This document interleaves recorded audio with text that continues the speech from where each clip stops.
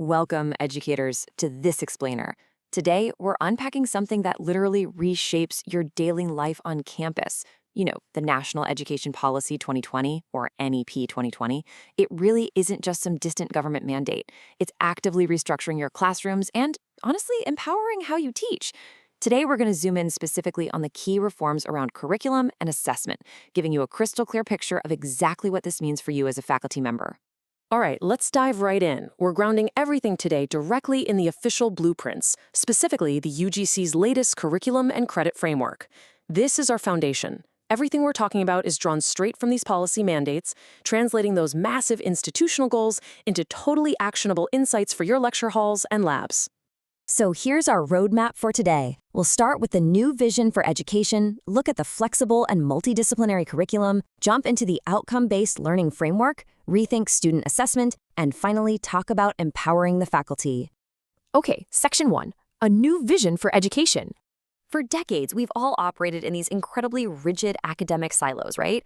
Well, the foundational shift of the NEP 2020 is completely dismantling that fragmented, highly specialized learning model. The new vision is all about holistic, multidisciplinary ecosystems. The policy makes it super clear.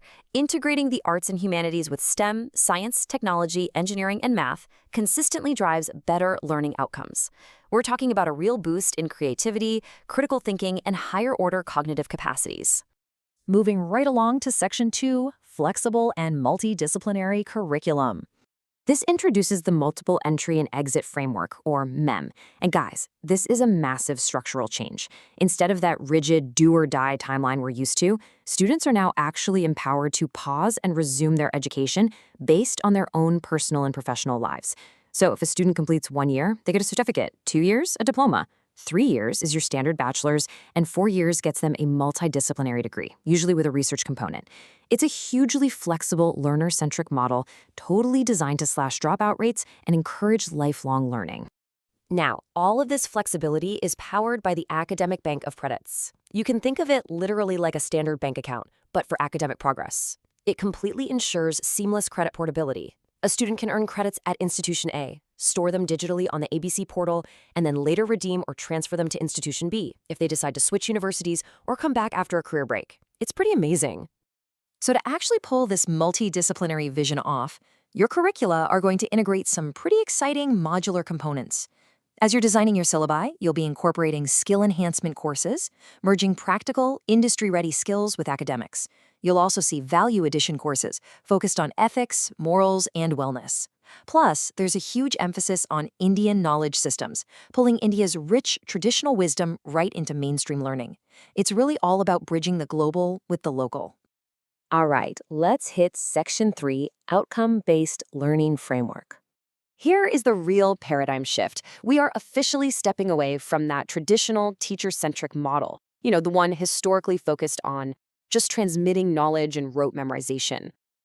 The new LOCF model replaces all of that with a highly engaging, learner-centric, and competency-driven approach, widely known as outcome-based education. So at its core, outcome-based education, or OBE, means that every single lecture, assignment, or lab activity you design is tied to a specific real-world capability. It's no longer just about what you teach, it's about what the student can actively do with that information.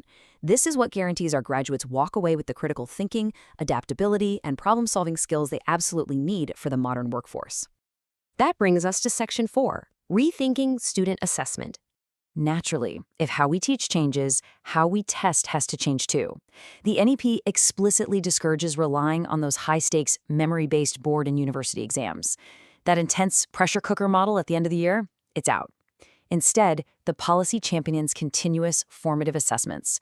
We're talking regular class tests, portfolios, project-based learning.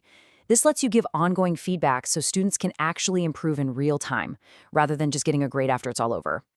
Under this new model, your assessments need to balance a student's conceptual grasp, their critical thinking, and their practical application. Assessments aren't about testing if a student can just parrot back a textbook chapter anymore.